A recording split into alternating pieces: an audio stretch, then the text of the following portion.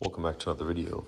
This is how to change a distributor on a Honda Prelude. Some people will just do the cap and rotor on these vehicles. They find to be their problem.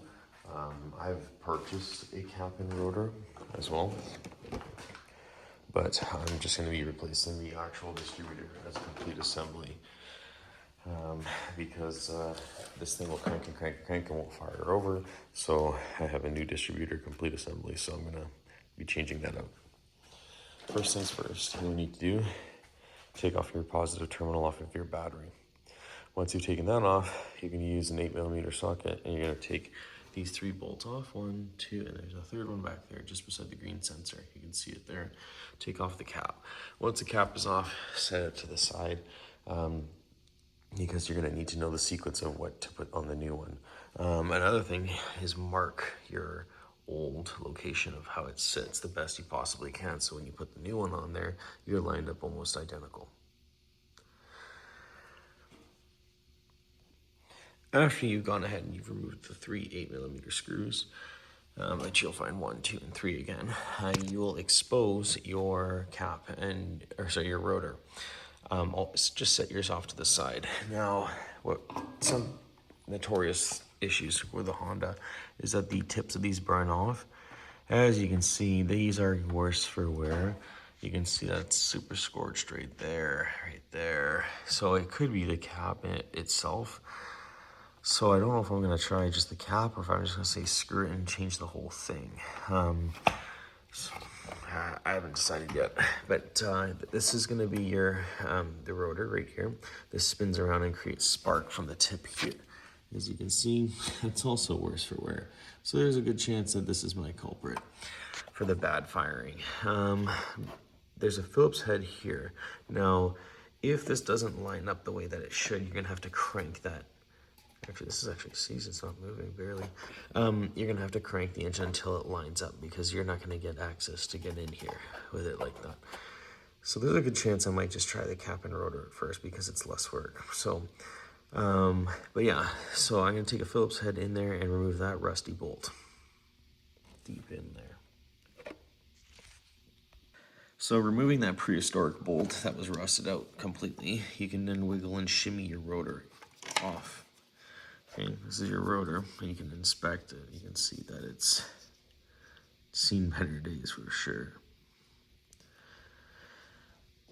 Then you can remove the cap, the external piece. And now you've exposed your distributor completely. Some failure points on these ones are going to be these connectors right here. They usually get poorly grounded over the years, or they just have a bunch of other issues. But if you're doing your cap and rotor, this is where you will stop kind of here, and then you're going to put your old cap on there and your old rotor.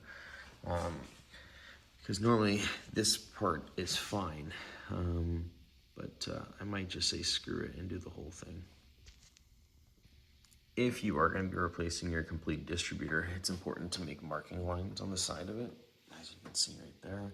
This is to best line it up with the new one as possible. Okay? If not, your timing will be off. So I'm probably just going to change it. With a 12mm socket, you're going to remove the bolt that is here, here, and there's another one that sits just right underneath here.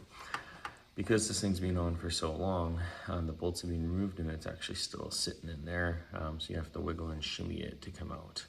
Try not to just wiggle and shimmy it too much, just try to pull it directly out because you need to have that spindle in the right spot. So when you reinstall your new one, it's lined up exactly where it needs to be.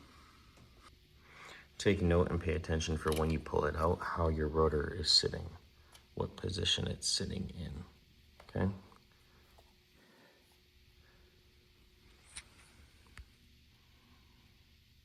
Okay, we're gonna clean that area up too. Match up your old and your new distributor. I'm gonna make sure that the teeth angle are the same. So you can see this one here, the new one is slightly off compared to the old one. So we're just gonna make sure that is correct. So when we put it back in there, it slips right into position. All right, so I've gone ahead and cleaned the mating series here. That actually right there is gonna be your camshaft. But I've cleaned the outside of here and looked at the position of the new rotor on this one and positioned it here properly so it'll go in just like that. It will slip in. And so, this is when your markings come into play that you've made before you take off the distributor. So you got a marking on the side of the engine there as well as here. This is the new one, so obviously there's no markings, but you can compare them to where the position is on the old one and the new one. All right, so now that you got your new distributor on, you've lined it up the best you can from the previous marks to this one on the side of the engine there. You're going to transfer the wires that are listed. If you're using NGK, they actually come numbered. If not, it's not that hard. You have a new cap, and you're just basically going to pull one plug out, put it into where it belongs, where it belongs, where it belongs, and then you're going to put it on. Okay. Make sure that your rotor is in the same position as the old one as well. All right, and lastly, after you've connected all of your wires back to your distributor, you're then going to put your 8mm bolts and tighten them back down 1, 2, 3, plug in your new connectors, and that's pretty much it. That's how you change a distributor on an H22 series engine. The reason why I'm doing it is vehicle's running perfectly fine, all of a sudden doesn't want to turn on anymore.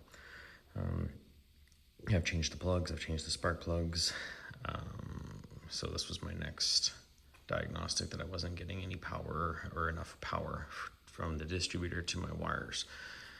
So I changed the wires out and no lock, changed the plugs, no lock. So that's gotta be the culprit. Anyways, when you are done and putting it all back together, put your air intake on, make sure all your sensors are reconnected and everything like that. And hopefully this video worked for you. Anyways, that's how you change a Honda distributor for an H22, step by step. Anyways, thank you. Don't forget to comment, like, and subscribe, and I'll see you on the next one.